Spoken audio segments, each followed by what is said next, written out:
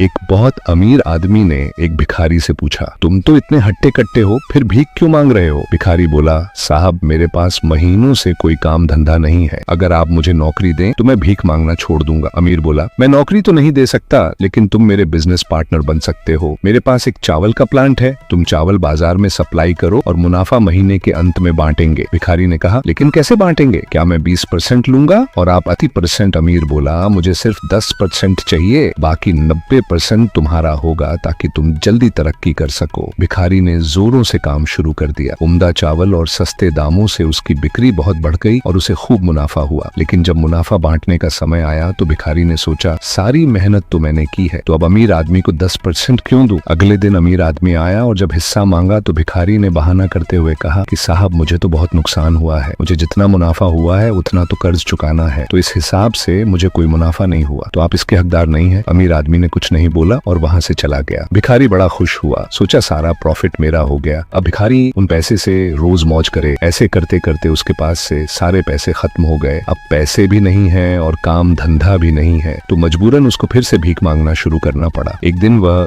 अमीर आदमी उसके पास से गुजरा और उसको देखा कि यार ये तो फिर से भीख मांगने लग गया। अमीर आदमी ने एक बहुत अच्छी बात बोली कि इस दुनिया में गरीब और अमीर आदमी जो होता है ना, उसमें सबसे बड़ा डिफरेंस होता है उसकी सोच का। एक रिच माइंडसेट हमेशा ये सोचता है कि मुझे भी प्रॉफिट हो जाए और मेरे साथ जो काम कर रहे हैं उनको भी प्रॉफिट हो जाए। लेकिन एक पुअर माइंडसेट हमेशा ये सोचता है कि जो भी प्रॉफिट हो सिर्फ मुझे ही